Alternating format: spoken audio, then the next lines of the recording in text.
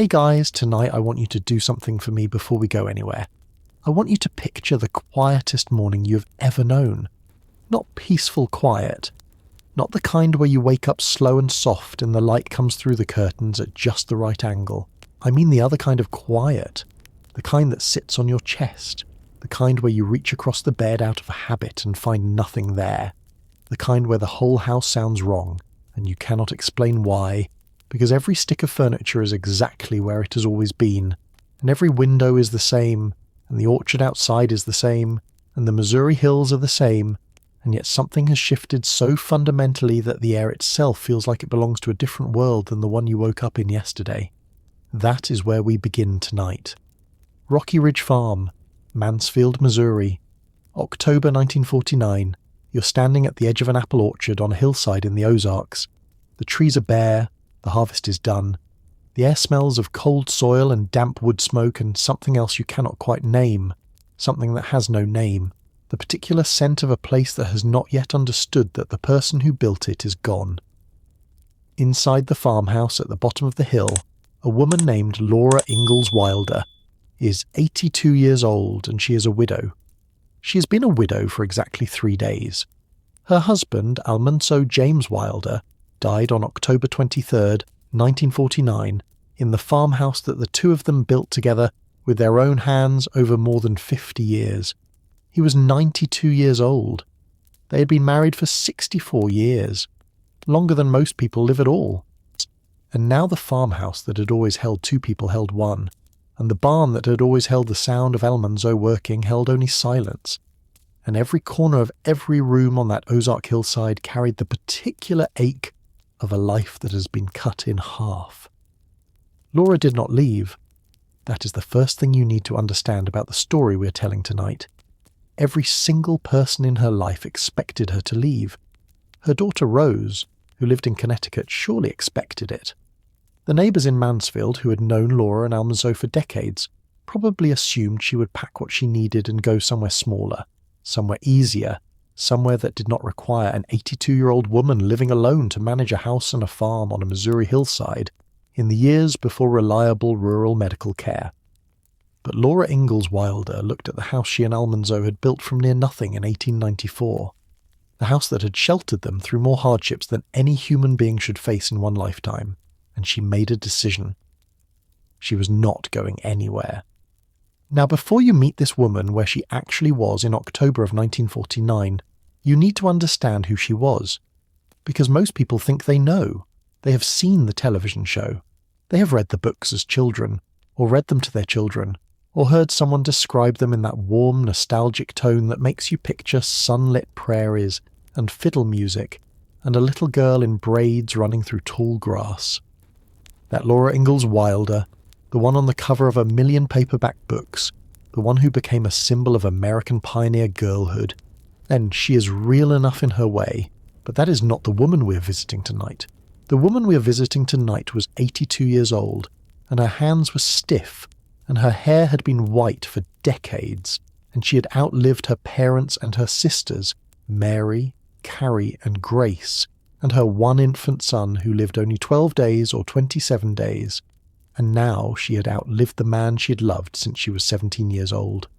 She had written 9 books by hand, in pencil, on cheap school tablets at a table in this farmhouse. She had survived prairie blizzards and diphtheria and crop failures and the Great Depression. She had become one of the most widely read authors in American history without ever owning a typewriter. And she had just lost the one person who had been beside her for all of it. The farmhouse itself was not grand. It was not the kind of house you see in the movies, the kind with wide porches and climbing roses and the warm golden light of a family that has always had enough. It was the kind of house that shows the history of people who built it a little at a time, adding a room when they could afford to, making do when they could not, fitting their lives to the shape of what they had rather than the shape of what they wanted.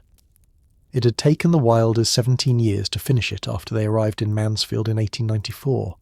17 years of slow, stubborn building, one room at a time, one season at a time. The kitchen had countertops built to Laura's height, because Laura had designed them herself, and she was not a tall woman.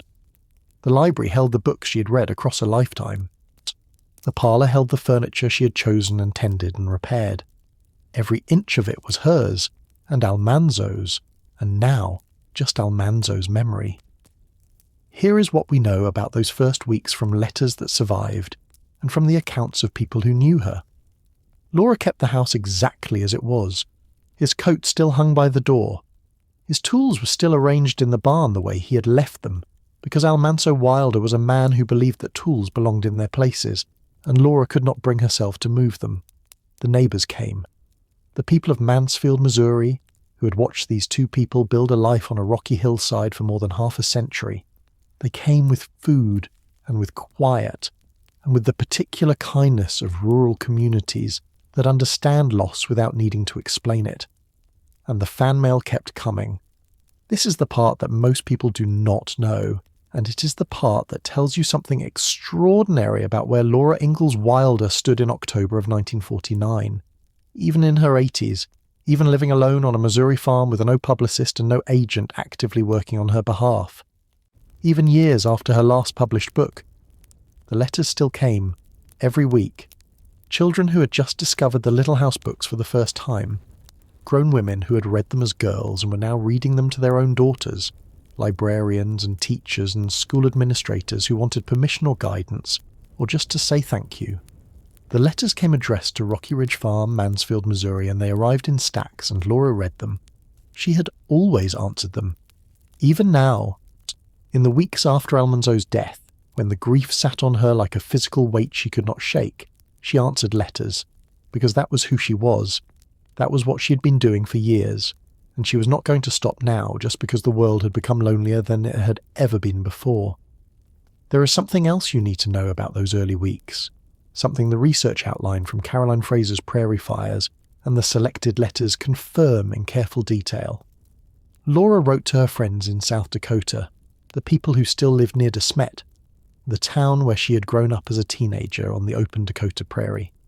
And in those letters, she did not pretend.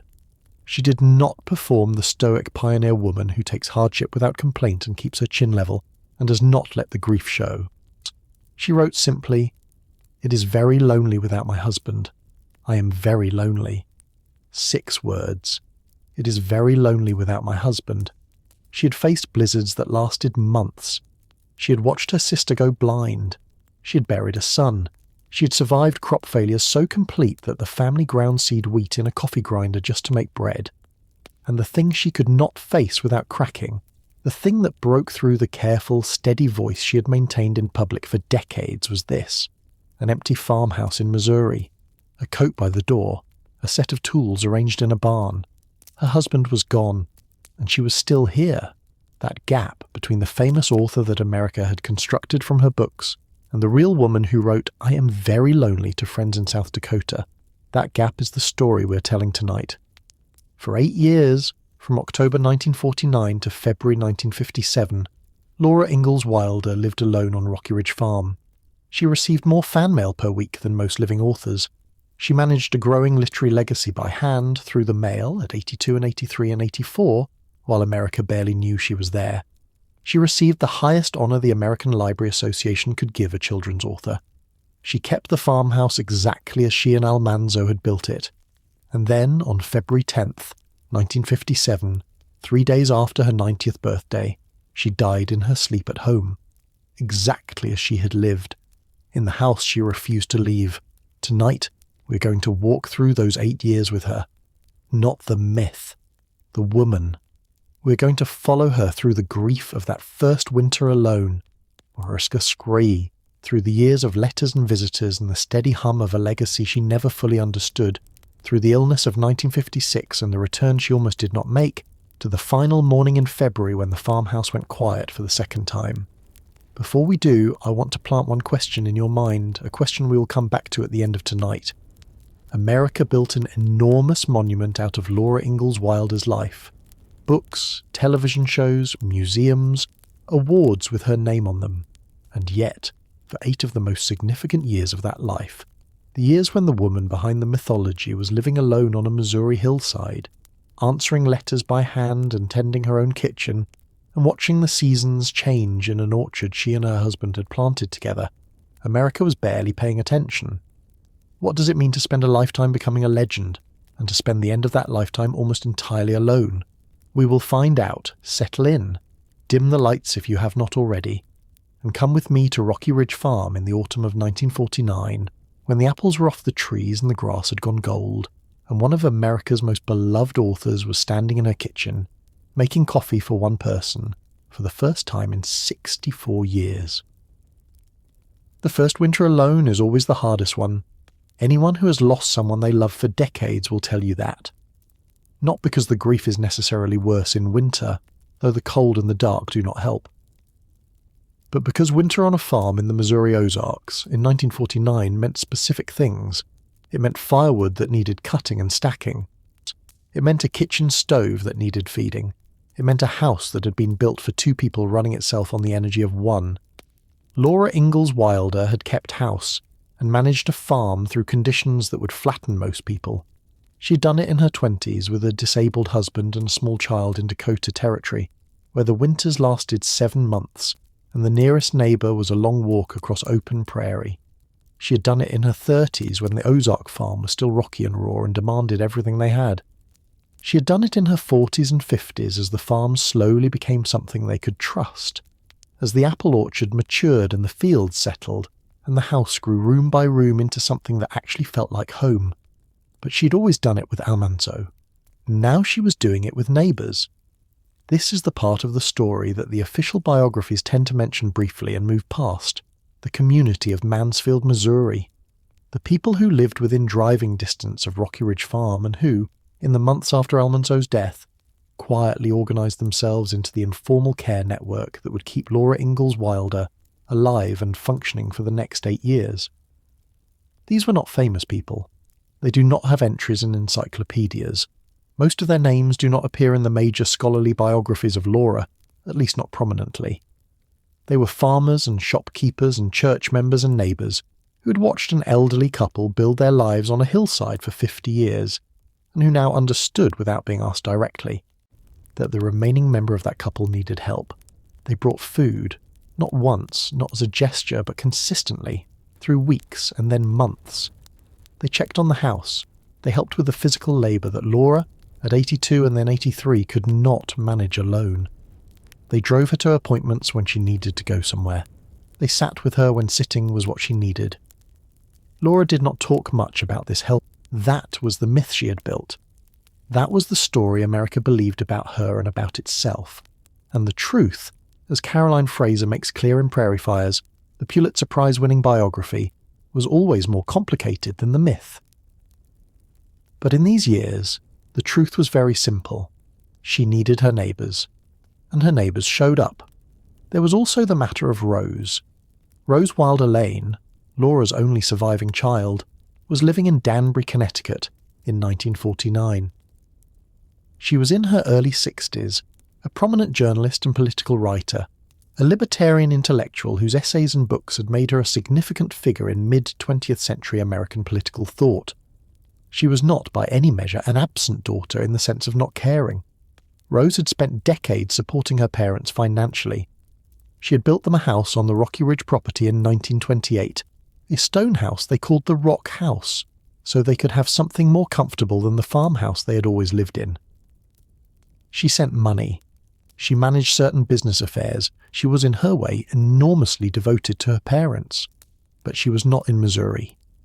The distance between Danbury, Connecticut and Mansfield, Missouri, in 1949 was not just geographic. It was the distance between a woman in her early 80s who had never lived anywhere but farms and small rural towns, and a woman in her early 60s who had travelled the world and lived in cities, and whose life was built around ideas and arguments, and the kind of intellectual independence that is hard to maintain if you're spending long stretches of time in a farmhouse in the Ozarks. They wrote letters. They spoke by phone when the technology allowed. But Rose was not there day to day, and everyone who has studied this period of Laura's life agrees on that fact. Which left Laura, in the winter of 1949 and through all of 1950, in the care of Mansfield, and in the care of her own extraordinary stubbornness. Here is something worth understanding about the physical reality of Laura's life in those first years of widowhood. She was not frail. People who visited Rocky Ridge Farm in the early 1950s consistently described a woman who moved through her own house with the particular confidence of someone who has known every square foot of a place for decades, who knows exactly where the floor creaks and exactly how the kitchen light falls in the morning and exactly which drawer sticks in cold weather. She was small, and her hands were lined, and her hair had been white for a long time, but she moved, she tended, she kept the kitchen the way she had always kept it, she cooked her own meals, she maintained her garden in the warmer months, because the garden at Rocky Ridge had always been important, not as a hobby but as a real contribution to the household table, and the habits of decades do not dissolve because the household has shrunk to one. She fed the chickens she kept because she had been raising chickens on this farm since the 1890s, and the chickens did not know or care that Almanzo was gone and someone had to keep them fed. And she answered her mail. The volume of fan mail that arrived at Rocky Ridge Farm in those years is one of the most striking facts of this period. We know from accounts preserved in biographies and in museum records that Laura received letters by the hundreds. Children who had just discovered the Little House books, adults who had grown up with them, people who were reading them to their own children, teachers and librarians who wanted to know if she would correspond with their students, and Laura, at 82 and 83 and 84, wrote back. Not to everyone. She could not answer every letter individually. But she wrote back far more than most authors would have, far more than anyone would have expected from a woman of her age living alone on a Missouri farm without a secretary or an assistant. She took the letters seriously. She took the readers seriously. She had always believed in a way that was deeply personal rather than professionally calculated, that she owed something to the children who read her books. They had taken her childhood seriously. They had carried her memories with them. The least she could do was acknowledge them. This is also the period when the visitors began arriving in earnest. People had been driving to Rocky Ridge Farm since the 1930s, when the Little House books first made Laura Ingalls Wilder a name that people recognised. In those earlier years, Almanzo had been there, and the visits had been managed as a couple, the two of them showing people around the farmhouse, answering questions, letting children see the place where the books had been written. After his death, the visits did not stop. If anything, they increased, because the books were selling, because the series was being read in classrooms across the country, because something about the idea of a living connection to a beloved story is irresistible, and word had gotten around that the author of the Little House books was alive and living on the farm where she had written them, and would sometimes let you come see. Laura let them come. She did not have to. She was under no obligation, legal or moral, to open her home to strangers who drove up her hill unannounced. She was an elderly widow living alone, and no one would have criticised her for closing the gate and keeping her privacy. But she let them come, and she showed them the farmhouse, and she answered their questions with the same patience she showed in her letters, because this was how she had always understood her relationship with her readers. Personal, direct, real. The farmhouse itself became, in these years, something between a private home and a shrine, and the fact that Laura was still living in it made it more powerful rather than less. Every object in every room was exactly where she had placed it, or where it had always been. The writing desk where she had written the Little House books, the kitchen she had designed, the library where she kept the books she loved, the rooms she and Almanzo had added one by one over 17 years of slow, patient building. And on the wall, in one of those rooms, the photographs. Not many.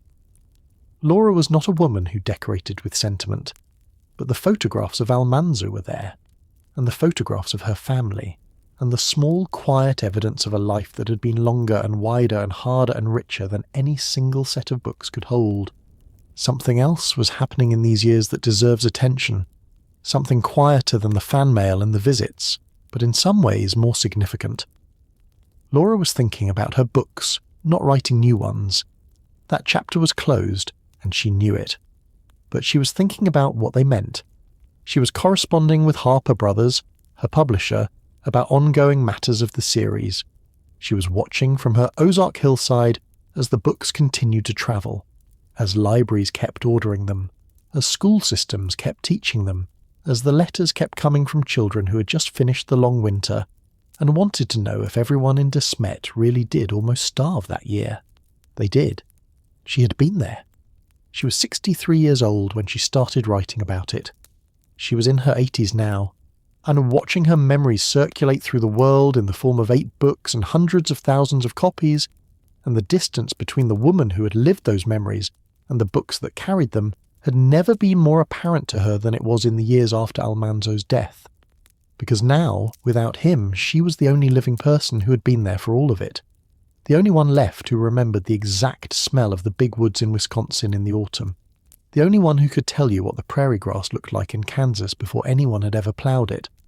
The only one who carried the specific, irreplaceable knowledge of what it felt like to be a child in Charles Ingalls' house, and to be a young woman in Almanzo's, and to spend 60 years building something that was genuinely, entirely yours. All of that lived in one woman, on one farm in one county of Missouri. And the world outside was barely paying attention. The first winter alone passed the way first winters always do, slowly. The cold came off the Ozark Hills, and the mornings were harder than they should have been, and the kitchen felt too large, and the evenings lasted too long. And Laura kept the fire going and answered the letters and let the neighbours come and went to bed when she was tired, and got up when the light came through the curtains and did the things that needed doing because they needed doing. She had never needed a reason beyond that. That was not strength, exactly. It was something quieter. It was the particular endurance of a woman who had learned decades earlier that survival is not dramatic. It does not announce itself. It does not ask for your approval. It simply continues one day at a time, one task at a time, in whatever form the day requires. She had learned that in Dakota. She was practicing it now, in Missouri. And the question that hung over Rocky Ridge Farm in those months, the question that no one asked out loud because asking it would have felt unkind, was the same question that hangs over every person who loses a partner of 64 years and keeps going anyway. Not whether she could survive it. She had already survived far worse. But what would the surviving cost her? There is a specific kind of loneliness that belongs only to the famous. It is not the loneliness of being unknown. It is not the loneliness of having nothing to say. It is the loneliness of being surrounded by people who know your name and your work and your story. Yes, and finding that none of that closeness translates into anyone actually being there when the sun goes down and the house gets cold. By 1951, Laura Ingalls Wilder was 84 years old, and she was one of the most read authors in America. Her books were in classrooms in every state. Her name was on library shelves from Maine to California. Children were writing to her from towns she had never heard of, with handwriting that went in 3 directions on the page, asking questions she had already answered 100 times and would answer 100 times more, because the sincerity of a child's curiosity is one of the few things that does not diminish with repetition. And she was alone in a farmhouse in Missouri. This is not a complaint. Laura Ingalls Wilder was not, by any account that has survived, a woman who complained. The letters from this period show someone who was alert, who was engaged with the world in her own way, who was curious and sometimes sharp and occasionally funny, not the gentle grandmother of popular imagination, but a real person with opinions and preferences and a voice that had been refined over decades of writing and living and observing. But the gap between what her public life looked like from the outside and what her private life actually was had never been wider.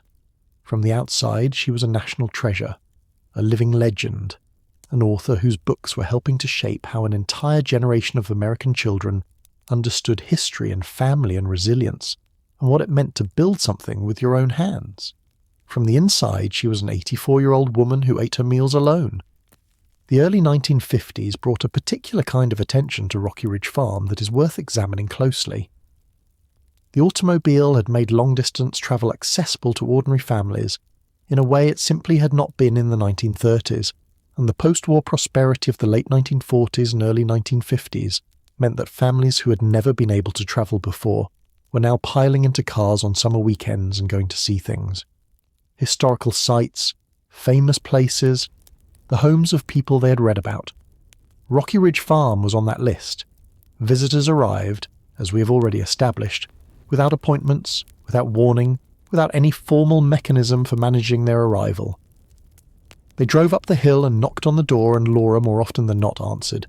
She showed them around, she talked to them, nor when she answered their questions with the patience that had characterised her public persona since the 1930s. But there is a detail in the historical record about these visits that changes the texture of the story considerably. Laura was the tour guide. There was no staff. There was no organisation managing the visits in those early years, no formal schedule, no one helping her manage the flow of people through the house. It was just Laura, in her own home, showing strangers around the rooms where she had written her books, the desk where she had filled those school tablets, the kitchen where she had cooked for 60 years, the photographs on the walls. Think about what that actually meant for a moment. She was in her early to mid-80s. She had no close family physically present. She was managing the emotional and physical labour of being both a private person grieving the loss of her husband and a public figure whose home had become, in the minds of thousands of readers, a destination. Every visitor she welcomed was a visitor she was welcoming into her grief, into her private space, into the rooms that still held the shape of the life she and Almanzo had built together. And she kept welcoming them, because she understood something that is easy to miss if you are looking at these years from the outside. The visitors were not just a burden. They were also, in their clumsy, enthusiastic way, a form of connection. They arrived with their children who had read the books. They arrived with their mothers who had read the books as children themselves. And they arrived representing a chain of readers that stretched across generations, a living demonstration that the memories she had committed to paper were still travelling, still landing somewhere, still mattering. That mattered to Laura, more than the loneliness perhaps, or alongside it. The fan mail of this period, the letters that have been preserved in archives and quoted in biographies, reveal a correspondence that went far beyond what most people assume. She was not simply receiving letters and filing them away. She was reading them carefully, responding to specific questions, maintaining something that functioned, however imperfectly, as a genuine relationship with her readership. A child in Ohio wanted to know if Ma really was as neat as she seemed in the books, Laura wrote back. A teacher in California was using on the banks of Plum Creek in her classroom and wanted to know if the grasshoppers really had destroyed everything in that way, Laura wrote back.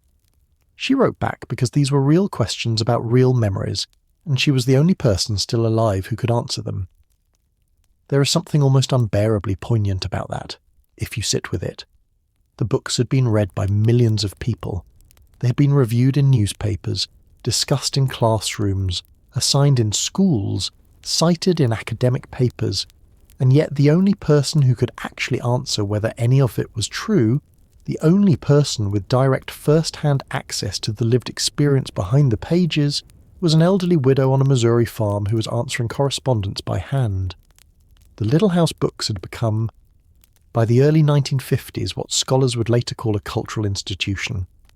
They were not just popular stories. They were part of how a significant portion of the American population imagined its own past, understood its own identity, pictured what it had meant to live in the 19th century.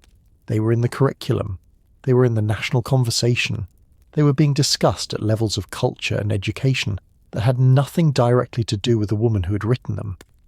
And that woman was feeding chickens on a Missouri hillside. The contrast is one of the most striking in American literary history. We should also talk in these years about Rose. The relationship between Laura Ingalls Wilder and her daughter Rose Wilder Lane is one of the most complex mother-daughter relationships in the history of American literature, and the early 1950s represent a particular chapter in that complexity. Rose was in Connecticut maintaining her own career and life. She was contributing financially to her mother's welfare, and according to accounts that have survived, she visited occasionally, though not with the frequency that the distance between them would have required to constitute real, sustained presence. Their letters continued. They were not close in the physical sense, but they were in communication, and the communication reveals something about both women that the public portraits of them tend to flatten. Rose was proud of her mother in a way that she struggled to express directly. Laura was independent of her daughter in a way that sometimes bordered on stubbornness.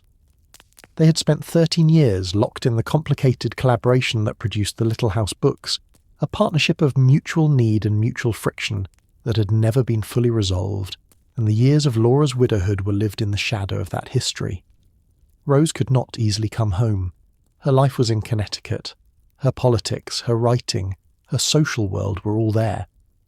And Laura, characteristically, would not ask her to. She had spent her entire life not asking for more than she could get, and she was not about to start now. So the correspondence continued, and the occasional visits happened, and the gap between them remained exactly what it had always been. Present but manageable. Close but not close enough. In October 1952, something happened that provides one of the most vivid glimpses we have of Laura in these years. She travelled to Springfield, Missouri, which is the nearest large city to Mansfield, and she appeared at Brown's bookstore for a public signing. This is one of the last documented instances of Laura Ingalls Wilder travelling for a public literary event. The photographs from this occasion, widely reproduced in biographies and in museum materials, show a small, white-haired woman sitting at a table, holding a book surrounded by people who have come to have her sign it. She was 85 years old, and the line was long. Think about what it meant to be in that line. To be one of those people who drove to Springfield on a Saturday afternoon in 1952, to have a book signed by a woman you had maybe read as a child, or maybe been given by your grandmother, or maybe just encountered somewhere along the way. The woman sitting at that table was not performing. She was not giving a speech. She was just signing books and answering questions and being, as she had always been, direct and real, and somewhat private, even in public. The photographs show someone who was fully present, alert, engaged, not diminished. That is important to say. Because the easy story, the story that fits neatly into the mythology of Laura Ingalls Wilder as a pioneer who had simply survived long enough to be celebrated, would have her diminishing in these years, growing smaller and more fragile and less present until she finally faded away in 1957. That was not what was happening. What was happening was more interesting and more complicated. An 85-year-old woman who'd written one of the most successful series of children's books in American history was living alone on a Missouri farm, managing her own household, maintaining her own correspondence, welcoming visitors into her own home, and occasionally travelling to sign books for people who waited in long lines to meet her. She was not fading. She was still there. And the question of what America was doing with her legacy while she was still there is the question we need to ask next. Because something was happening in the corridors of the American Library Association, in the offices of publishers in New York, in the conversations of librarians and educators across the country, something that would result in 1954 in one of the most remarkable honours in the history of American children's literature being given to a living author. And the living author was sitting in a farmhouse in Missouri, answering fan mail. We will get to that in a moment. But first, I want to stay in this chapter of the story for a few more minutes, because there is something about the early 1950s at Rocky Ridge that deserves more attention than it usually gets. The grief was still there. It never stopped being there.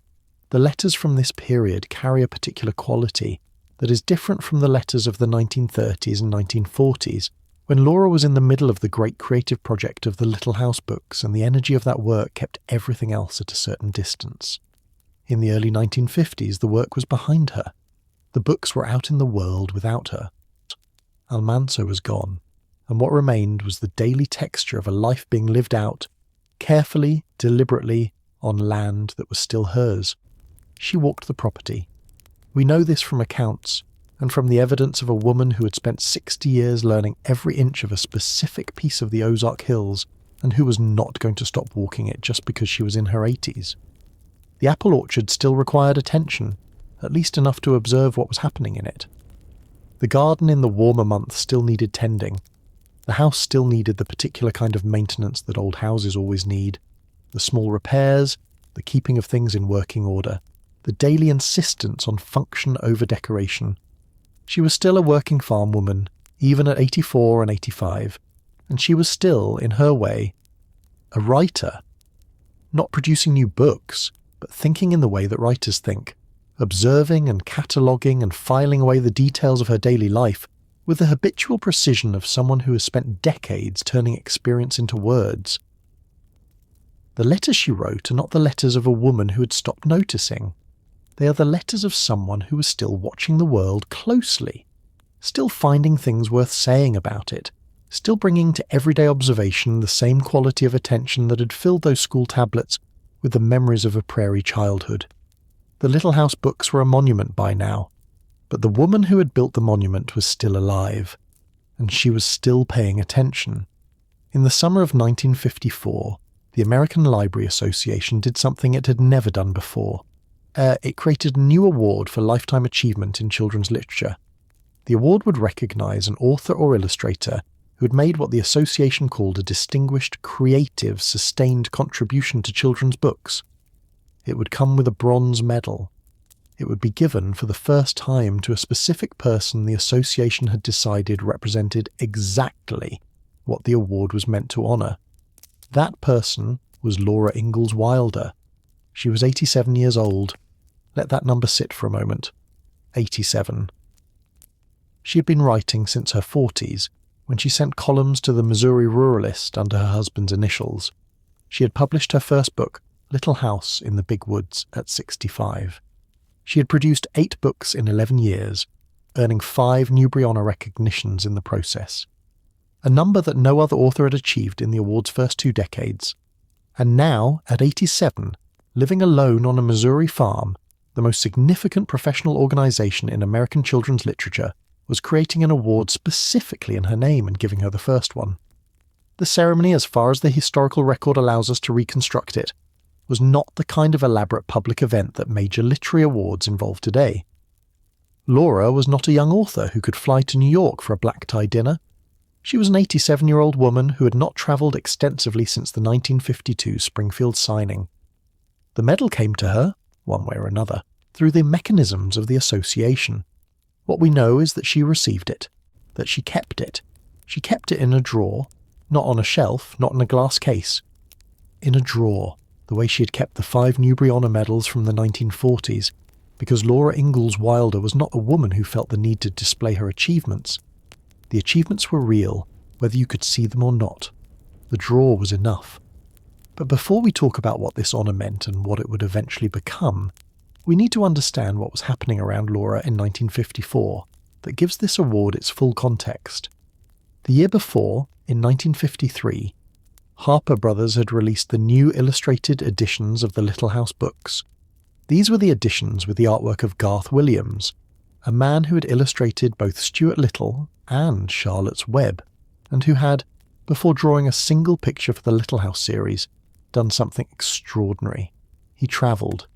He went to Wisconsin, to the site of the Big Woods where the Ingalls family had lived when Laura was a small child. He went to Kansas, to the land where the Little House on the Prairie had stood. He went to Minnesota, to Plum Creek. He went to South Dakota, to the shores of Silver Lake, and to De Smet, where Laura had been a teenager. He went to see the actual places, and then he drew. The illustrations Garth Williams produced for the 1953 editions became the definitive visual interpretation of the Little House books. They are still the images that appear in the editions you can buy today. A girl in a calico dress, a man with a fiddle, a covered wagon moving across open land. Simple, warm, precise. They feel like memory, which is appropriate because they were drawn from the actual geography that the memories had lived in. And Laura held those editions in her hands. She was 86 when the new illustrated editions came out. She saw what an artist had done with her childhood, travelling across 6 states to reconstruct what her memories looked like in the actual landscape. We do not know with certainty what she said about them. No letter has been found that gives us her direct response. But the fact that she kept the books, that the farmhouse held copies of them, that the editions with Garth Williams' illustrations were there in the room she lived in, tells us something.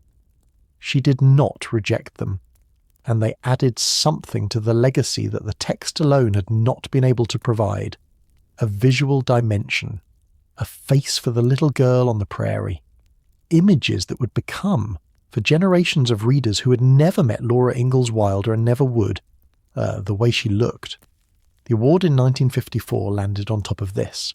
The new illustrated editions reaching millions of new young readers, the old books still selling, the fan mail still arriving, and now a bronze medal from the most prestigious professional organisation in the field.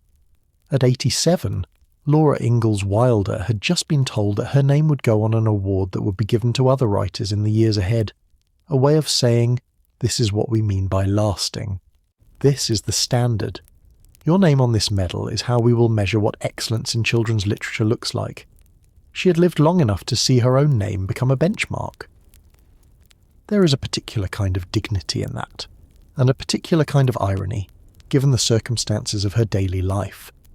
The woman whose name was being placed on a bronze medal as a measure of literary excellence was living alone on a farm in Missouri, tending chickens, answering letters by hand, receiving occasional visitors who knocked on her door without warning. She was not living like a monument, she was living like herself.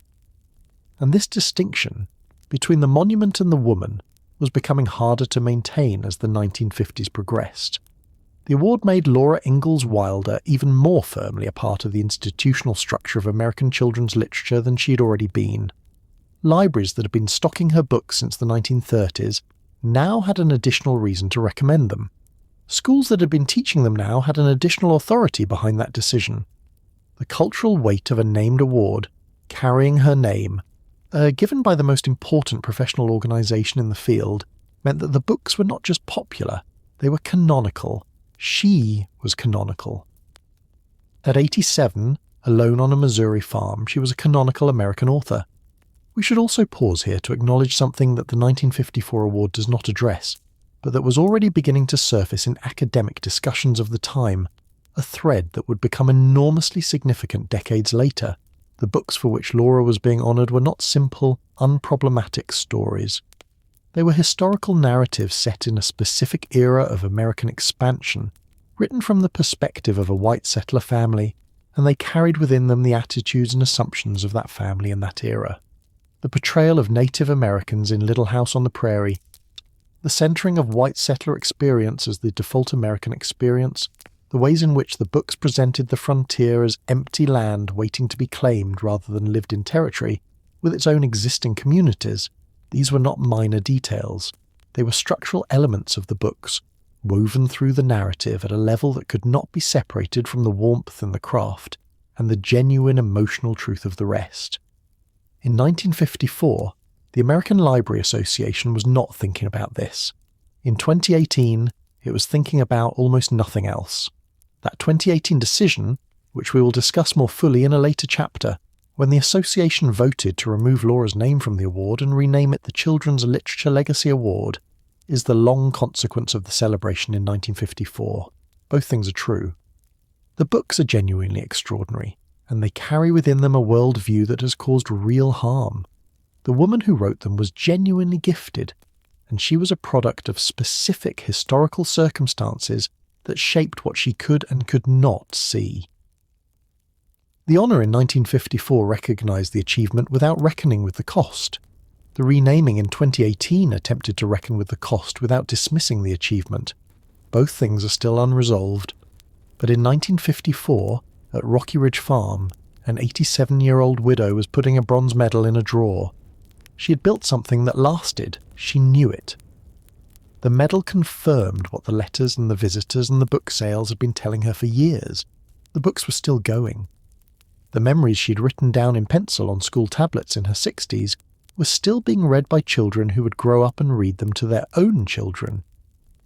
That was what she'd wanted.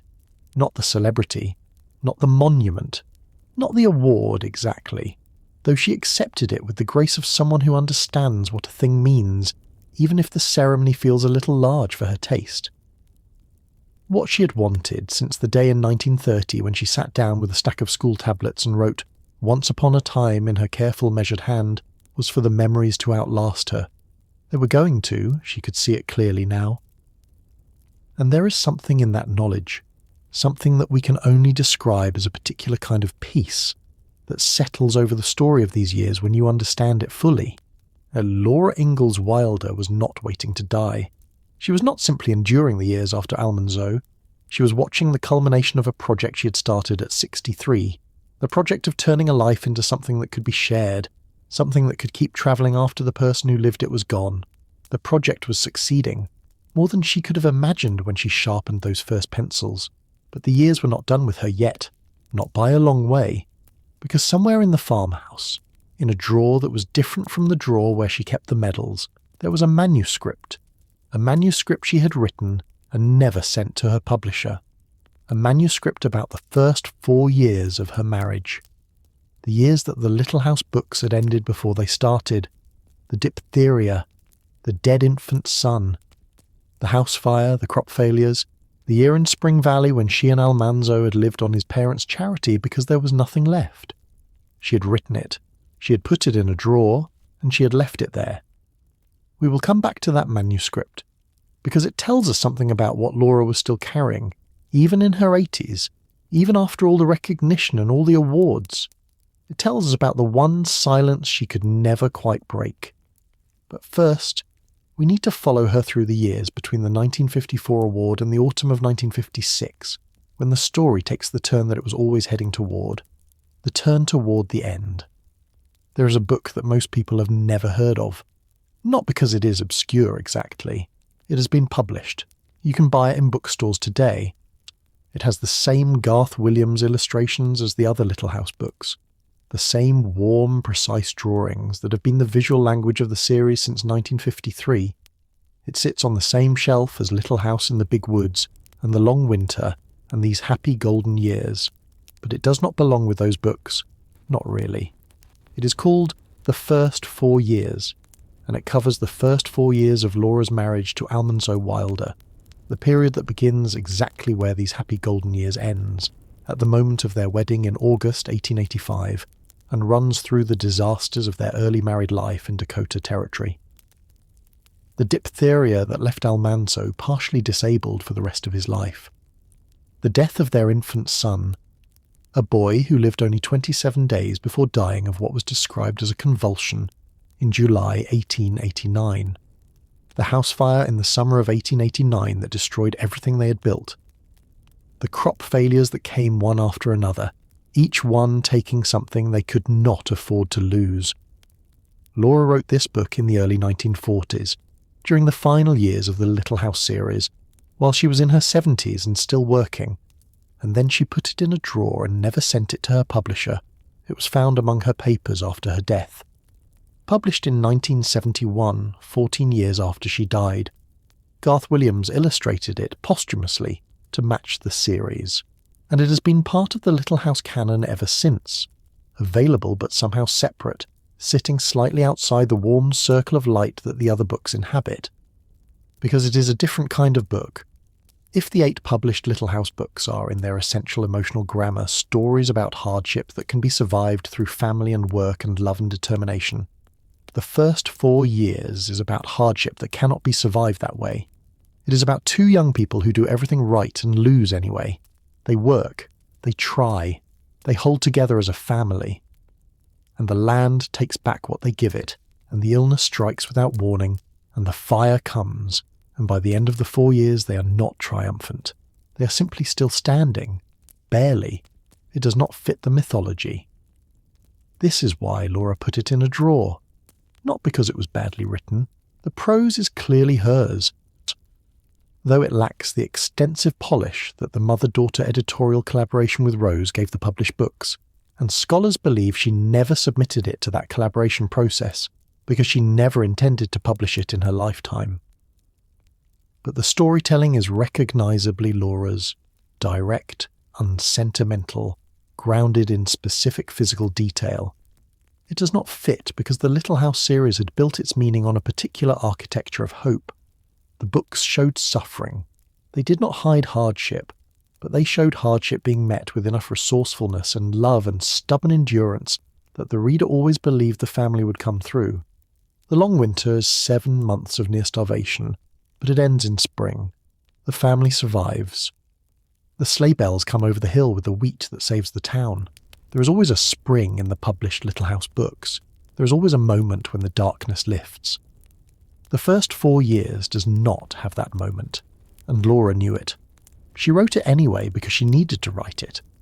because those 4 years had happened and they were part of her story, and she was a woman who believed, at a level that was almost cellular, in the importance of writing down what was true. She had written Pioneer Girl in 1930 for the same reason, that original unvarnished autobiography that poured 60 years of memory onto 400 pages of school tablet paper, honest in ways that the published series could never quite be. She had written the first 4 years for herself, the same way, and she had put it in a drawer. Now we're in the mid-1950s, and Laura Ingalls Wilder is in her late 80s, and the manuscript is still in that drawer, and she has never talked about it publicly. Not to the children who write to her, not to the visitors who come to see the farmhouse, not in any letter that has survived. The book is there and not there at the same time, a silence inside the house that only she knows the shape of. And here is the thing about that silence. It is not the only one. If you read the Little House books with a historian's eye, which scholars have been doing seriously since the 1990s, you begin to notice what is missing as much as what is there. The year in Burr Oak, Iowa, where the Ingalls family lived above a hotel and Laura and Mary cleared tables in the dining room because the family needed the money. That year appears in Pioneer Girl, Laura's original autobiography. It does not appear in the published series. The books jump from Minnesota to Dakota Territory without explaining what happened in between. The year in Spring Valley, Minnesota, when Laura and Almanzo moved in with his parents after the disasters of their early marriage, because they had nowhere else to go and nothing left. That year does not appear in the published books either. In the mythology of the Little House series, the Ingalls family and the Wilder family are people who make it on their own. The safety nets, the in-laws' farms, the charity of family members who had succeeded where they had failed, those are left out. Not because Laura lied, but because she understood the difference between what was true and what fit the story America needed in the 1930s. A country in the middle of the Great Depression needed stories about families who survived through grit and love, not through their in-laws' charity. A country that was mythologizing the frontier needed stories about pioneers who conquered the land, not about pioneers who tried and tried again, and still sometimes failed.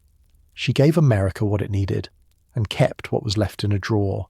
This is the Laura Ingalls Wilder we are with in the mid-1950s, not the simple pioneer grandmother, not the uncomplicated symbol of American self-reliance, but a woman in her late 80s who had spent decades thinking carefully about the difference between the truth she had lived and the truth she'd written, who understood that mythology is always a selection of facts arranged to tell a specific story, and who had made those selections deliberately and thoughtfully and with full awareness of what she was doing.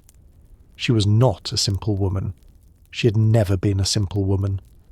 The visitors who came to Rocky Ridge Farm in the mid-1950s, who knocked on the door and were welcomed inside by this small white-haired woman who moved through the rooms of her own house with the confidence of someone who had built every inch of it. They were encountering something they probably could not fully process in the context of a brief visit. They were encountering the monument and the woman at the same time, in the same body, in the same farmhouse. The monument answered their questions patiently and signed their copies of the books. The woman kept the manuscript in the drawer. By 1955, something was changing at Rocky Ridge Farm that went beyond the ordinary changes of time and weather, and the slow rhythm of seasons on an Ozark hillside.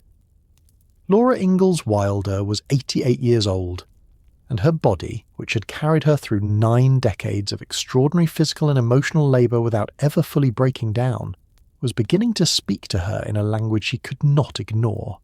Not dramatically, not with the suddenness of a crisis, more like the way an old farmhouse speaks, in the language of small complaints, the door that requires a little more effort to open than it used to, the floorboard that says something different under your foot than it said last year, the small, daily signs that something in the structure is shifting. Her hands, which had been the instruments of everything, well, the farm work and the writing and the decades of correspondence, were less reliable than they had been. Her energy, which had never been the kind that announces itself but had always been there when she needed it, was drawing in at the edges. She tired more easily. She moved more carefully. She did not write about this in her letters, not directly. She was, as she had always been, private about the body's failures. There is something in the pioneer tradition, the tradition she had both lived inside and helped to construct through her books, that regards physical complaint as a form of weakness, and Laura was not a woman who admitted weakness easily. She had been 19 years old when she started teaching school in a one-room schoolhouse in Dakota Territory in December, riding 14 miles home on weekends across open prairie in temperatures that could kill you if you stopped moving. She had been in her 20s when she nursed Almanzo through the diphtheria that partially disabled him for the rest of his life, while simultaneously managing a farm, raising a child, and trying to keep the household financially above water. Weakness was not in her vocabulary, but the body eventually writes its own vocabulary, regardless of what the mind prefers, and by 1955 the body of Laura Ingalls Wilder was writing in terms that required attention. The neighbours who had been looking in on her since 1949 were now, quietly, looking in more carefully. The informal care network that had sustained her through the years of widowhood had adjusted itself to the new reality of a woman whose needs were increasing, even as her independence remained as fierce as ever. They brought things. They helped with tasks that had become harder. They made sure someone was present when the situation called for it, and the visitors kept coming. The mid-1950s are a period when Rocky Ridge Farm was seeing steady pilgrim traffic that would have exhausted a person half Laura's age. Families still drove up the hill unannounced. Children still arrived hoping to meet the author of books they had read at school. Teachers and librarians still made the journey to Mansfield to see the place where the Little House books had been written. And Laura, at 88, still opened the door. There is a quality to this that is almost impossible to square with ordinary notions of old age. The woman who received these visitors was not sitting in a chair waiting for the end. She was in her own house, managing her own life, maintaining her own space, and choosing deliberately and repeatedly to be present for the people who came to find her. Every visitor she welcomed was a choice. She could have closed the gate. She could have told the neighbours to turn people away. She was under no obligation, legal or moral, to be available. She kept choosing to be available. Why? The answer is not simply kindness, though she was kind. It is not simply duty, though she took duty seriously. The answer, as best the historical record allows us to understand it, is that the connection to her readers was one of the things that was still giving her life its shape. In the years since Almanzo's death, the farm and the letters and the visitors had become, together, the structure around which her days were organised. Remove the visitors and the letters, and the structure becomes noticeably thinner. The silence becomes noticeably louder. She knew this. She had always known this about herself. The Little House books were not written in a vacuum of artistic solitude. They were written in close conversation with an audience Laura could feel, even when she could not see them, a readership she understood and respected and felt responsible toward. That relationship did not end when she stopped writing new books. It continued through the letters and the visits and the occasional signing event. A conversation that had been running for 20 years and that she had no intention of ending just because she was in her late 80s, and the farm was quieter than it used to be. The drawer with the manuscript in it was still there. We need to stay with that for another moment, because 1955 is a year when the manuscript in the drawer is carrying more weight than it ever has before. Laura is 88. She's the only living person with direct knowledge of what those 4 difficult years of her early marriage actually felt like from the inside. She's the only one who can tell you, from lived experience, what it was to be 22 years old and watching your husband lose the use of his legs to diphtheria, what it was to bury a son who had lived for less than a month, what it was to watch a fire take in a single afternoon what it had taken years to build. She wrote all of that down, in pencil, on school tablets, in the early 1940s, and she put it in a drawer. The scholars who have studied the first 4 years closely, working from the manuscript itself and from the surrounding historical record, offer various explanations for why Laura never submitted it. Some focus on the craft dimension. The manuscript is notably less polished than the published Little House books. It lacks the intensive revision process that the collaboration with Rose provided for every other book in the series. The prose is Laura's, recognisably hers, but the architecture of the narrative is rougher, less shaped, more like a direct record than a crafted story.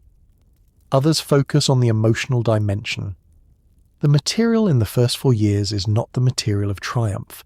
It is the material of endurance without redemption, of two young people who tried and lost and tried again, and still mostly lost, the infant son who died.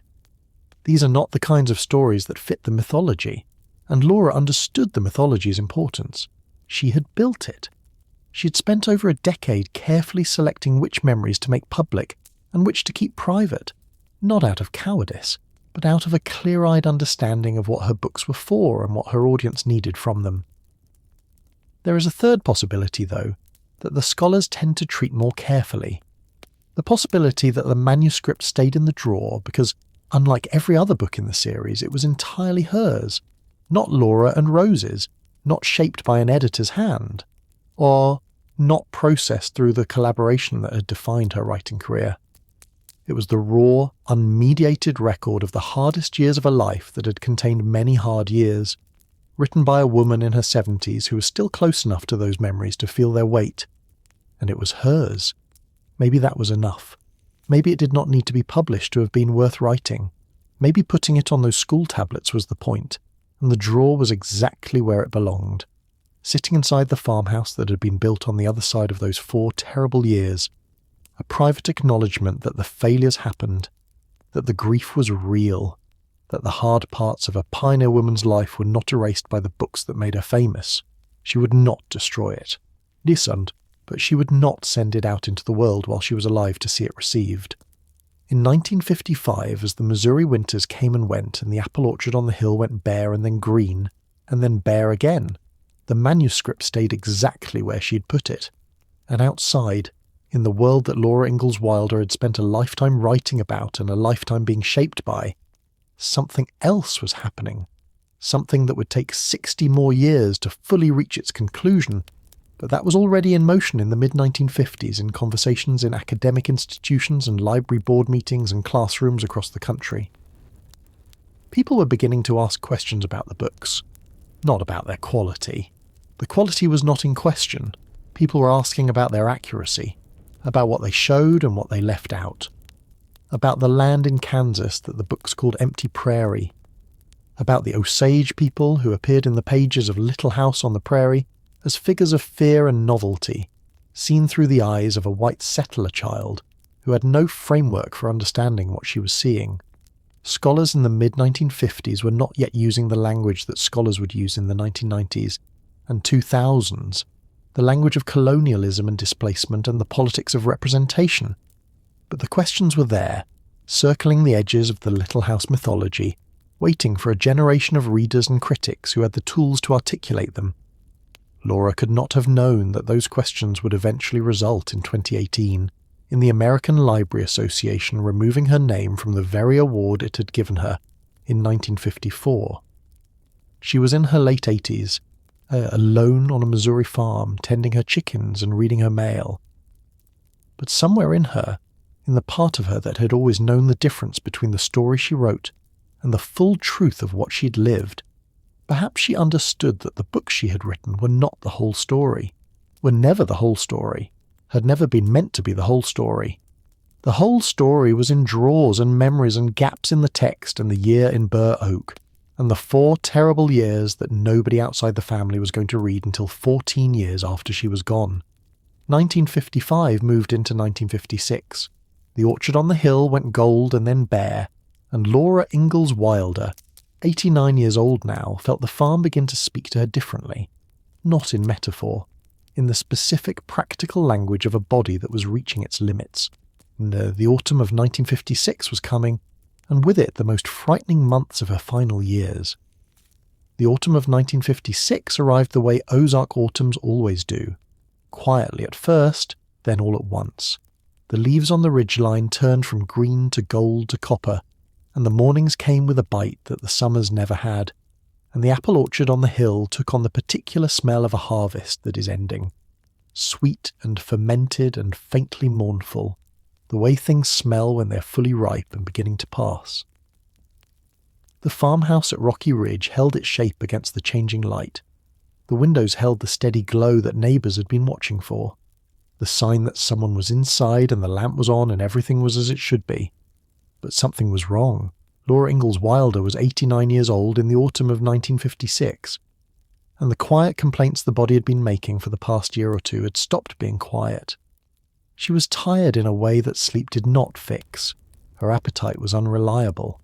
She felt in the specific way that people feel when something fundamental is not working correctly, that the machinery of her own body was running on something other than its usual fuel. She did not go to a doctor immediately. This is worth understanding in context. Rural medical care in Wright County, Missouri, in 1956 was not what it is today. The nearest hospital was not next door, and Laura was a woman who had spent 9 decades treating her own body as a thing to be managed rather than a thing to be fussed over. She kept going. This was her essential mode. It always had been. The girl who had taught school in Dakota Territory at 15 did not stop because she felt poorly.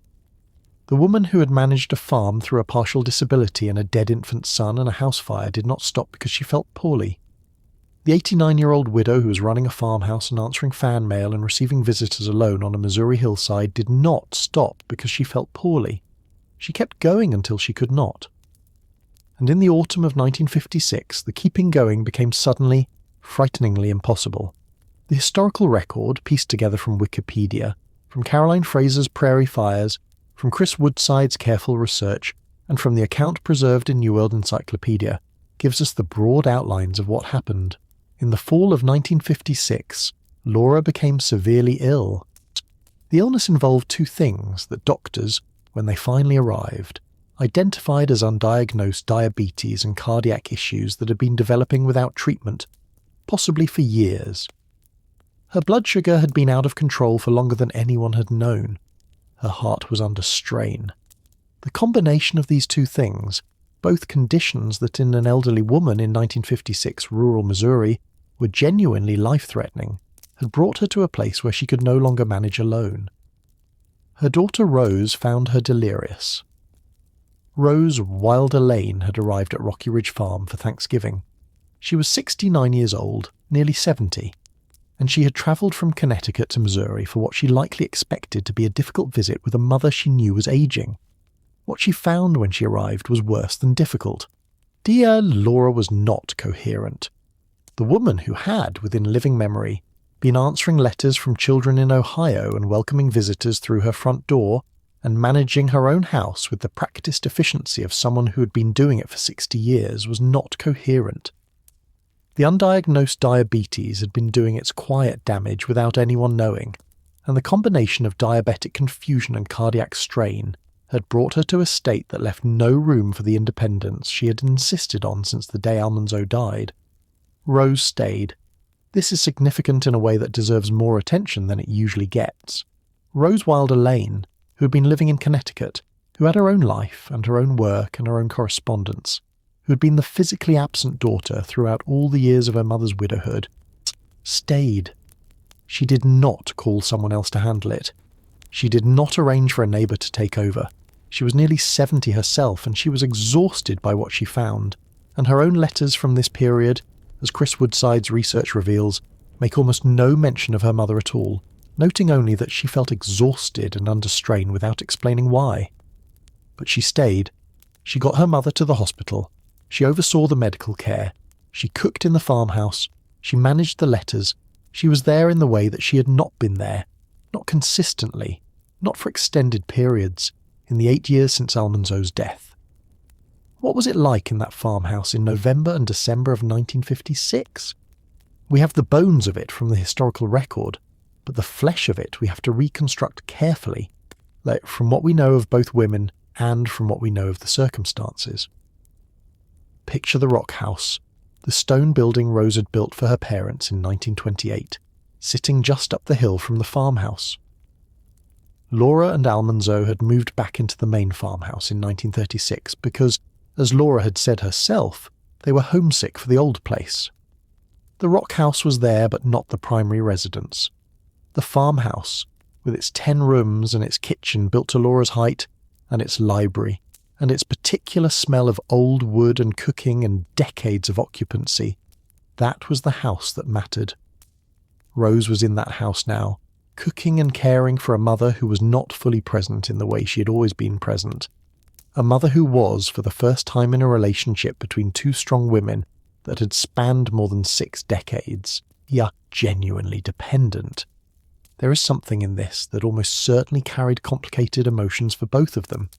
For Rose, who had spent years managing the distance between them, partly through a kind of defensive self-sufficiency, who had poured enormous financial generosity into her parents' lives as a substitute for geographic proximity. To suddenly be in the farmhouse and necessary was a reckoning with everything that distance had cost. Her letters made no mention of Laura. Scholars who have studied this period note the strange silence in Rose's correspondence from these weeks, a silence that speaks not of indifference, but of something too close and too raw to write about easily. For Laura, the dependency was its own kind of grief. She'd been determined since October 1949 not to be a burden to anyone, not to her daughter, not to her neighbours, not to the readers who loved her books. She'd kept the house and managed the farm and answered the letters and received the visitors and done all of it on her own terms, in her own space, at her own pace. Now she was in a hospital bed, and the farm was in someone else's hands, and the independence she had guarded so carefully for 7 years had been taken from her, not by choice, but by a body that had simply reached a wall it could not climb over. The hospital, in the period of several weeks that Laura was there, appears to have helped. The accounts we have describe her condition improving somewhat, the diabetes being identified and addressed, the cardiac issues being managed well enough that the most immediate danger passed. She was not cured. She was 89 years old, and she had 2 serious conditions that were not going to resolve themselves, but she was stabilised. And then, on December 26, 1956, Laura Ingalls Wilder came home, the day after Christmas. Think about what it meant to come home to Rocky Ridge Farm on the day after Christmas in 1956. The farmhouse would have been cold in the way that old farmhouses get cold when the winter settles in. The windows would have held the grey Missouri light of late December. The kitchen would have had the smell of the place, a specific combination of old wood and decades of cooking that no other building in the world smelled like, because this was the smell of her life, the actual physical scent of the space she had built and inhabited and loved. She had been afraid she would not see it again, not in so many words. The historical record does not give us a direct quote from Laura in those weeks saying she feared she would not come home, but we know, from what is recorded of her spirit and her stated desires in the period leading up to 1956, that she had said to multiple people that she wanted to live to be 90, because Almanzo had lived to be 90. She had made it a kind of private goal, the way people make private goals when the end of something is close enough to see but not yet close enough to touch. Almanzo had made it to 90. She was going to make it to 90. December 26th became a kind of second beginning.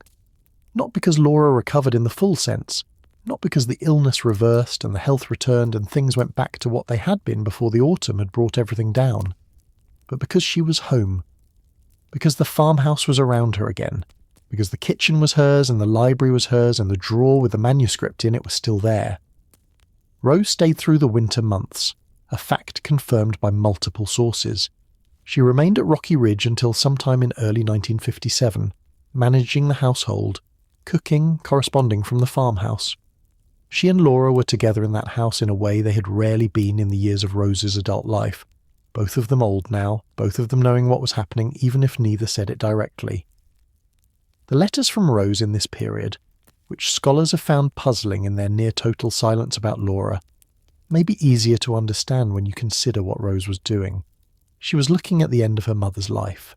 She was in the house her mother had built.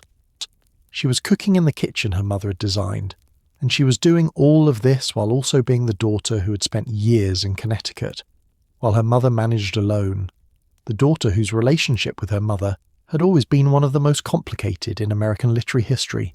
Generosity and friction, and admiration, and competition, and distance all wound together in ways that neither woman had ever been able to fully resolve.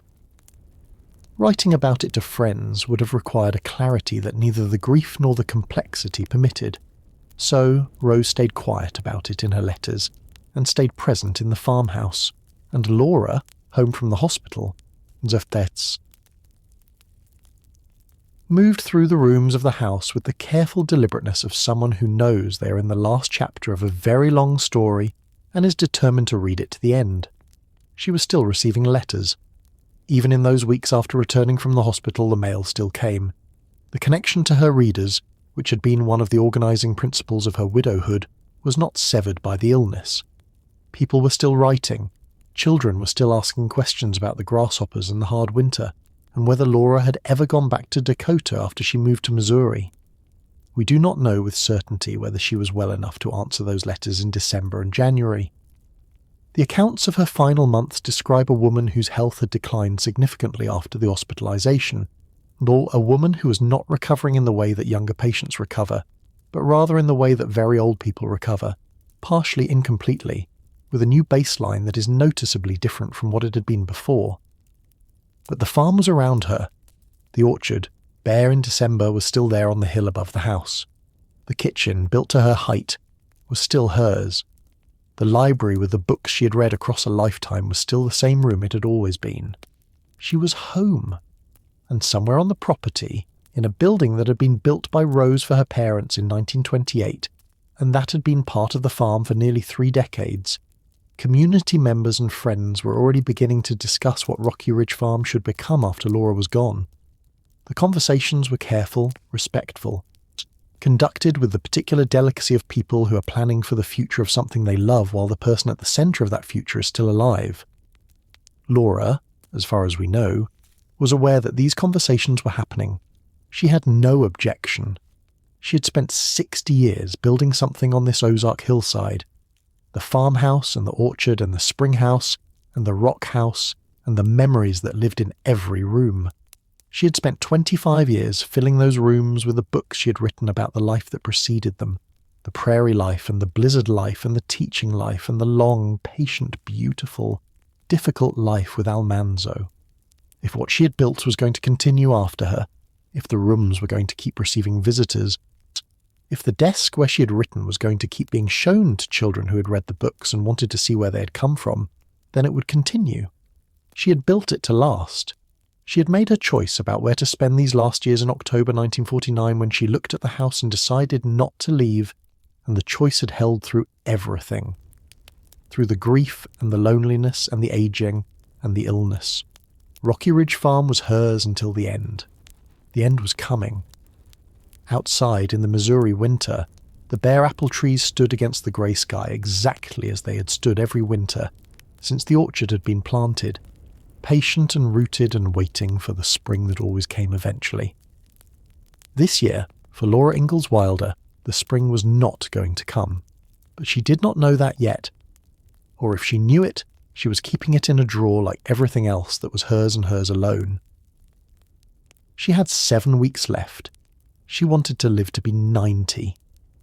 This is one of the most quietly human things we know about Laura Ingalls Wilder in her final years. Scattered through the accounts of people who knew her, documented in the secondary sources that have tried to reconstruct the texture of her last months, is this single, persistent piece of her inner life. She had decided she wanted to reach 90, because Almanzo had reached 90, because there was something in matching the number that mattered to her in a way that is not entirely rational, but is entirely understandable. She had outlived Almanzo by 7 years already. She had outlived the prairie years and the Dakota winters and the diphtheria and the crop failures and the grief of widowhood. She had outlived the myth she had spent decades helping to build. She had outlived her own capacity to be surprised by the things the world could ask of a person. If she was going to go, she was going to go at 90. Almanzo had made it. So would she. February 7th, 1957. Laura Ingalls. Wilder turned 90 years old. The day is not well documented in the way that major public events are documented. There was no ceremony, no gathering of dignitaries, no representative from the American Library Association arriving with champagne. It was a Thursday in February, on a Missouri farm, in a farmhouse where an old woman had been slowly declining since the autumn, attended by her daughter who had stayed through the winter. But there were cards. The fan mail had not stopped. Even through the illness, Even through the hospitalization, even through the January weeks of careful, uncertain recovery, the letters had kept arriving, and for her 90th birthday, people sent cards. Children who had read the books, women who had read them as girls, teachers who had used them in classrooms for years, people who did not know her personally but who felt in the particular way that a beloved author's readers feel that they knew her anyway. The cards came to Rocky Ridge Farm on Highway A in Mansfield, Missouri, and Rose brought them to Laura, and Laura turned 90, the number she had decided on, the number that matched Almanzo. There is an account, recorded in New World Encyclopedia and repeated in several secondary sources, that Laura had specifically told people she wanted to live to 90 because Almanzo had.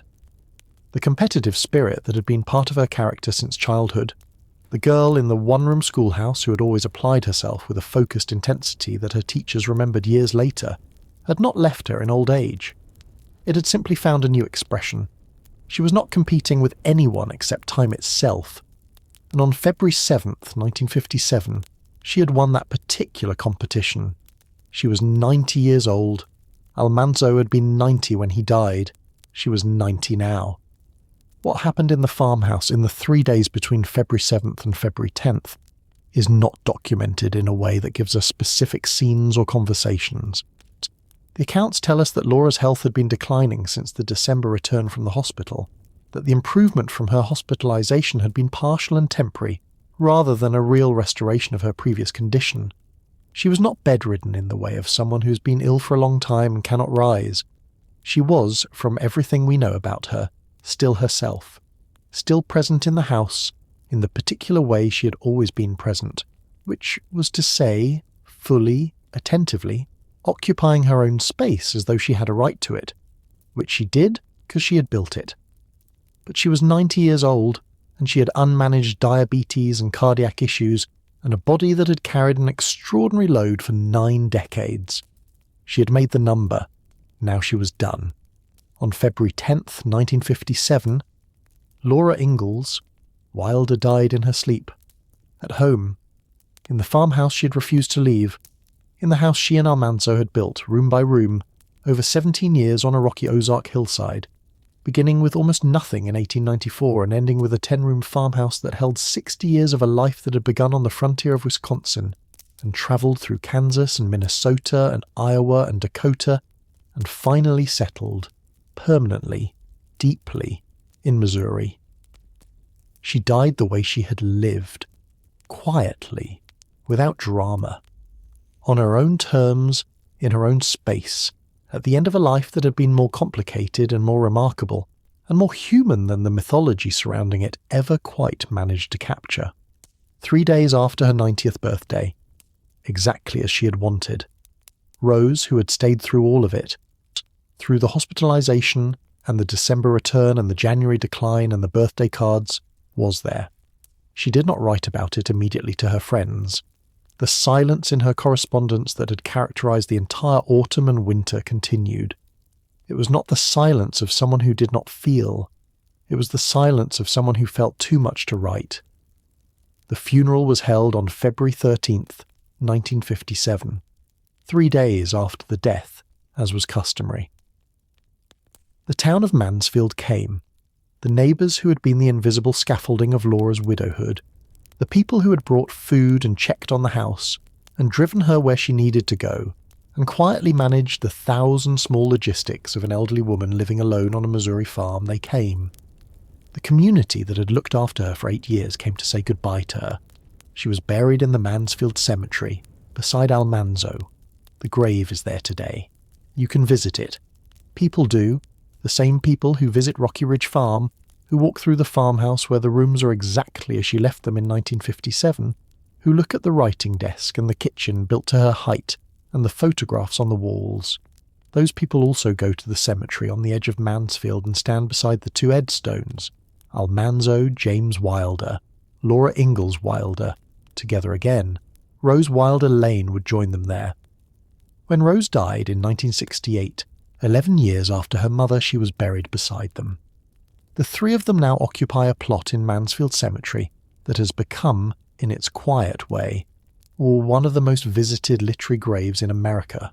Not grand, not monumental. 2 stones, and then a third, in a small Missouri cemetery in the town where the woman who wrote the Little House book spent the last 60 years of her life. The farmhouse was turned into a museum 3 months after Laura's death. In May 1957, it opened to the public and 500 people came on opening day. 500 people on the first day.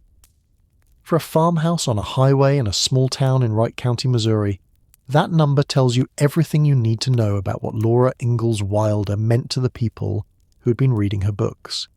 They did not wait.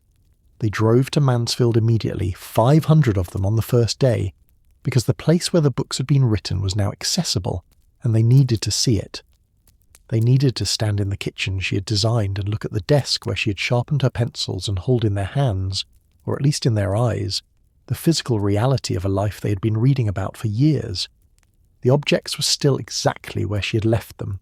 Rose, according to accounts from docents who have worked at the museum for decades, locked the house 3 days after Laura's death. Everything was left in its place. The kitchen the way she had kept it, the library the way she had arranged it, the writing desk exactly as it had been on the morning of February 10th, 1957, when the farmhouse had gone quiet for the second time and had not gone loud again. The house became, in those first weeks and months, something that the visitors understood instinctively, even if they could not articulate it precisely. It was not a recreation, it was not a reconstruction, it was the actual place, unchanged, holding within its walls the actual texture of an actual life. The creak of the floors under your feet was the same creak Laura had heard every morning. The light through the windows was falling on the same surfaces it had always fallen on. The kitchen countertops were still the height she had specified, because she was not a tall woman, and she had known exactly what she needed. To walk through it was to be in the closest possible proximity to someone who was gone. The museum has been receiving visitors ever since. Today, roughly 25,000 people visit Rocky Ridge Farm each year. They tour the farmhouse and the rock house that Rose built. They walk the grounds where the orchard stands. They see the manuscripts and the letters and the medals in the museum building that was added later. They learn about the books and about the life that preceded them, and about the complicated, contested legacy that followed. And many of them go to the cemetery afterward, because the story of Laura Ingalls Wilder does not end on February 10th, 1957. It was never going to end there. She had made sure of that. Not by living forever. No one lives forever, and Laura Ingalls Wilder had never shown any particular desire to do so beyond reaching the number 90, which she reached exactly on schedule. She had made sure the story continued by telling it so carefully, so specifically, so honestly within the constraints of what she had chosen to make public, that generations of readers would keep finding themselves inside it. The girl in the calico dress running through tall grass, the family around the fire while Pa played the fiddle, the blizzard that lasted for months, the grasshoppers that ate everything, the quiet, stubborn daily miracle of people building a life in a place that had not yet decided whether it wanted them there. These images are in the American imagination now. They got there through 8 books written by an elderly farm wife in pencil, on school tablets, in a Missouri farmhouse in the 1930s and 1940s. They are part of how a significant portion of the American population understands its own history, for better and for worse, with all the complexity and the incompleteness that phrase implies. She put them there, and then she died on a February morning, 3 days after her 90th birthday, in the house she had refused to leave. Exactly as she had lived. There is one more thing to say about February 10th, 1957, before we move to the final chapter of tonight's story. The manuscript was still in the drawer. The first 4 years was still exactly where she had put it, in the 1940s, on those tablets she'd never sent to a publisher. It would stay there until after her death, when Rose and others went through her papers and found it. It would be published in 1971, 14 years after Laura died, illustrated by Garth Williams to match the series, and released into the world she had left. The hardest part of the story, the part about diphtheria and a dead son, and a house fire, and 4 years of losing. The part that did not have a spring at the end of the winter. She had left it for them to find, not by accident. She was a woman who knew where everything was. There is a particular test that history applies to the famous dead. Not immediately, not in the first years, when grief is still fresh and the legacy is being tenderly managed by people who loved the person. But over time, over decades, history comes back around with a set of harder questions. Questions that the original celebrations did not ask, and the original mourners could not have anticipated, and it asks them without apology and without regard for what the answers might cost. Laura Ingalls Wilder has been through this test. She is still going through it. What has happened to the Little House books, and to the woman who wrote them in the 68 years since her death, is one of the most instructive case studies in the entire history of American literature about what it means for a cultural object to outlive the person who created it, and to keep changing meaning in a world that keeps changing around it. Let us begin where the story goes first, the elevation. The museum opened in May 1957 with 500 visitors on the first day, and has received roughly 25,000 visitors a year ever since. The farmhouse at Rocky Ridge, locked exactly as Laura left it, became one of the most visited literary heritage sites in the country, not because it was grand or professionally curated in the way of a national museum, but precisely because it was not. Because the floors still creaked. Because the kitchen countertops were still at her height. Because the writing desk was still exactly where she had placed it. The books continued to sell. In the 1960s and early 1970s, they were being read in classrooms across the United States as part of the standard curriculum of American elementary education. Children growing up in those decades did not discover the Little House books. They were assigned them. Laura Ingalls Wilder was not optional. She was the curriculum. Her view of the American frontier was, for an enormous number of children, the primary narrative through which they understood what the 19th century had looked like for ordinary people. And then, in 1974, the television show arrived. Little House on the Prairie debuted on NBC in September of 1974, 17 years after Laura's death. Yeah, it starred Michael Landon as Pa Ingalls and Melissa Gilbert as Laura. Within its first season, it was drawing 30 million viewers per week. 30 million. To put that in context, the entire population of the United States in 1974 was approximately 213 million people. 1 in 7 Americans was watching Little House on the Prairie every week. Laura had died 17 years earlier without knowing any of this was coming. She had never seen a television show about her childhood. She had never seen Melissa Gilbert playing the girl she had been. She had never sat in front of a screen and watched an actor portray the father she had adored, the one who always had a fiddle and always had a plan, and who moved the family across the country following a dream that never quite landed where he hoped it would. She did not know that 30 million Americans would watch that version of her life every week for 9 seasons. She died in 1957. The myth outlived her by decades, and the myth grew in ways she could not have predicted and could not have controlled even if she had been alive to try. This is the first thing that outlives a person, not the truth of who they were, but the stories that get told about them in their absence. Laura had been careful, extraordinarily careful, about the stories that got told while she was alive. The books were shaped by her hand, shaped by Rose, shaped by editors at Harper, but ultimately controlled by a living woman who understood what she was doing and why. The television show was shaped by Michael Landon's vision of what the frontier meant, which was warmer and more redemptive and considerably more melodramatic than Laura's own version, and Laura was not there to have any opinion about it at all. The second thing that outlives a person is the argument. The argument about Laura Ingalls Wilder began in earnest in the 1970s and 1980s, among scholars who had started applying the frameworks of feminist criticism and Native American history to the Little House books, and finding things that the celebrations of the 1930s and 1940s and 1950s had not wanted to look at. William Holtz's The Ghost in the Little House, published in 1993, made the most direct case that Rose Wilder Lane deserved recognition as a co-author rather than merely an editor, arguing that the transition from Pioneer Girl's flat, chronological prose to the shaped, rhythmic narrative of the published Little House books could not be explained by Laura's development alone. The mainstream scholarly consensus, as represented by Caroline Fraser and Pamela Smith-Hill, and most historians who have studied the manuscripts carefully, holds that Laura was the primary creative force, and Rose was a substantial editor with significant influence, but not a ghostwriter in the full sense. The debate continues. The racial argument arrived with a force that made the authorship debate look relatively contained.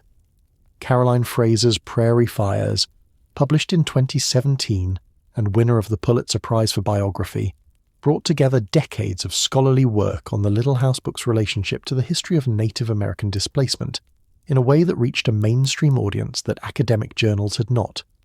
Fraser did not claim that the books were worthless.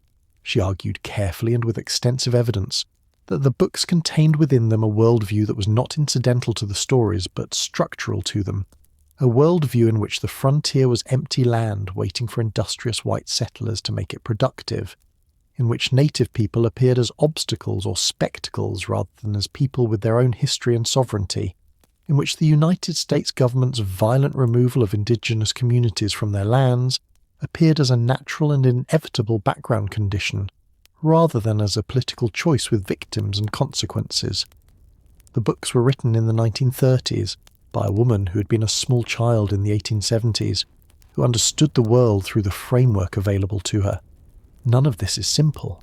None of it should be reduced to a verdict about whether Laura Ingalls Wilder was a good person or a bad person, because human beings and their works are not reducible to that kind of verdict. What Prairie Fires argues, and what the scholarship has continued to develop, is that the Little House books cannot be read as straightforwardly celebratory texts without acknowledging what they celebrate, whose perspective they centre, and whose story they erase. In June 2018, the American Library Association voted to rename the Laura Ingalls Wilder Award. The award that had been created in 1954 specifically in Laura's honour, that had carried her name for 64 years, became the Children's Literature Legacy Award. The association cited the anti-native and anti-black content of the Little House books as the primary reason. The decision was not unanimous. It was contested. Some felt that removing her name was an erasure of historical context rather than a reckoning with it, that the books could be taught critically and their problematic elements discussed openly without requiring that the honour be stripped from a woman who had been dead for more than 60 years. Others felt that the name of a living award, an award given to contemporary authors as a standard of excellence, should not be attached to a body of work whose racial content was harmful. Both sides made arguments that deserved to be taken seriously. The debate that followed the renaming lasted for years and has not fully resolved, which may be the only honest outcome for a debate about material this complicated. What is clear is that the 2018 decision represented something that Laura could not have anticipated in 1954, when she put that first bronze medal in a drawer. She had been given an honour bearing her name. She had accepted it with the quiet dignity of someone who understands what a thing means, even if the ceremony feels large. She had no way of knowing that the same institution would spend the next 6 decades debating whether her name on that honour was a recommendation or a complication. History does that. It keeps working on the things people leave behind, pressing them from new angles, finding new edges, refusing the settled interpretations that any given era finds comfortable. The third thing that outlives a person is the unpublished work. The first 4 years appeared in 1971, the Pioneer Girl annotated autobiography, the original 74,000-word manuscript that Laura had written in 1930, and that had been rejected by publishers and then set aside when the Little House series took off, was finally published in its scholarly annotated form by the South Dakota State Historical Society Press in 2014. 57 years after Laura's death, 84 years after she wrote it. Both of these posthumous publications changed the understanding of Laura's life and work in significant ways. Pioneer Girl in particular, with its raw chronological record that included the years omitted from the published series, the year in Burr Oak, the harder edges of the frontier experience that had been smoothed for the children's books, opened a window that the published series had kept closed. Scholars who had been working with the published books suddenly had access to the original record that lay beneath them, and the comparison was revealing.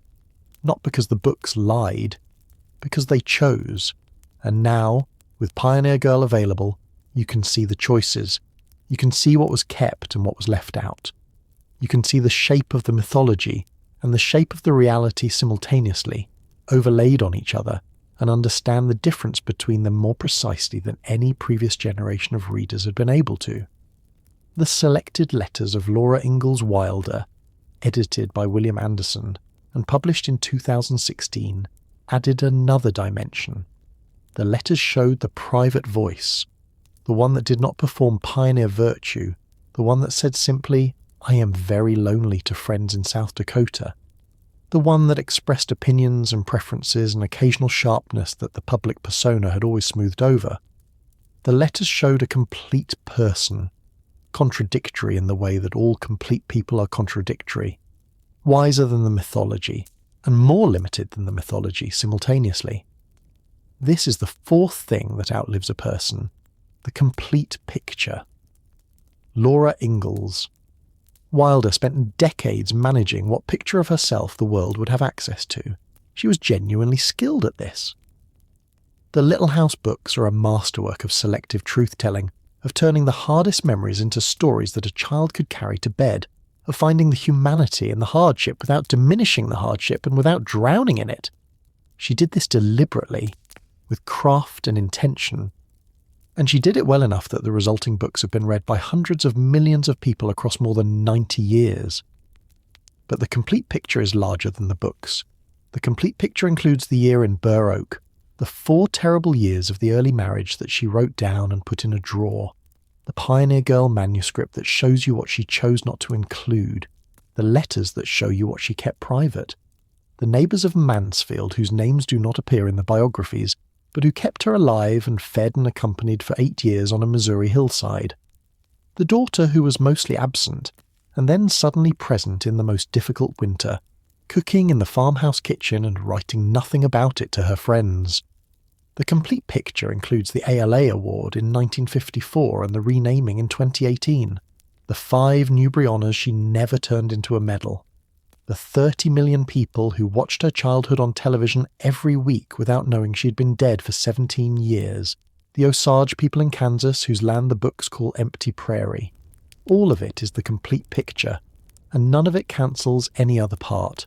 Laura Ingalls Wilder was a woman who survived more than most people are asked to survive, who turned her survival into art that genuinely changed the way a culture imagined itself, who lived alone and with dignity for 8 years after the death of the man who had been beside her for 64 of them, who died on a February morning at 90 in the house she had built and refused to leave.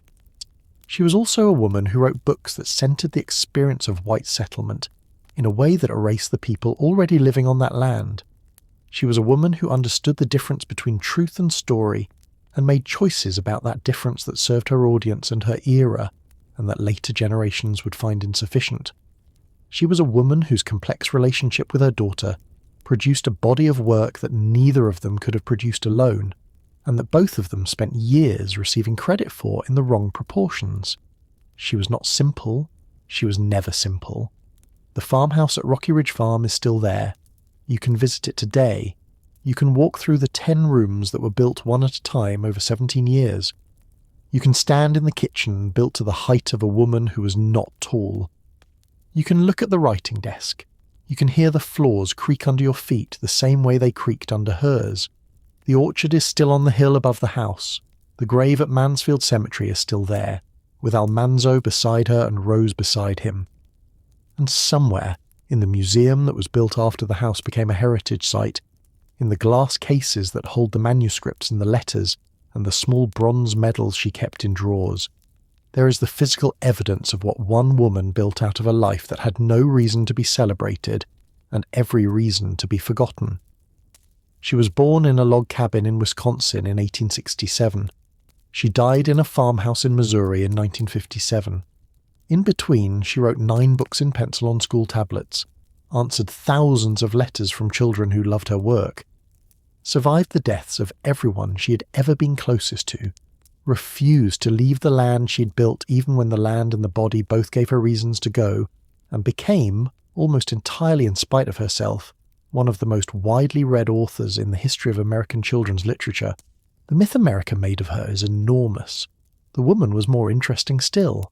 Tonight, You have walked through her last 8 years. You have stood in the kitchen with her in October 1949, 3 days into the widowhood that would last 8 years. You have followed her through the winters of grief, and the years of letters and visitors, and the quiet management of a legacy she never stopped being responsible for.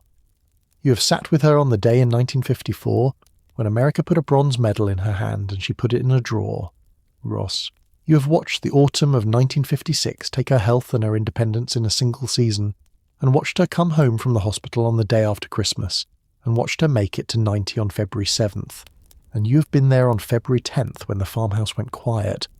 The question I planted at the beginning of tonight was this: what does it mean to spend a lifetime becoming a legend, and to spend the end of that lifetime almost entirely alone? Here is what I think the 8 years at Rocky Ridge tell us. It means something different than we tend to assume. The loneliness was real. The letters that said, "I am very lonely," were true. The empty farmhouse and the coat by the door and the tools in the barn were real, and they mattered, and they were hard in ways that the mythology never allows her to be hard. But the legend was also real, and it was not separate from the life. It was the life. The books were not what she did while she was living. They were how she lived, the form her inner life took when it needed to communicate itself to the world. And in the 8 years after Almanzo died, the legacy of those books was everywhere around her. In the letters, in the visitors, in the faces of the children who came to the farmhouse to see where the stories had come from. She was not alone in a void. She was alone at the centre of something she had built, and she had built it to last. Good night. If this story stayed with you, there's more waiting. The next chapter begins whenever you're ready.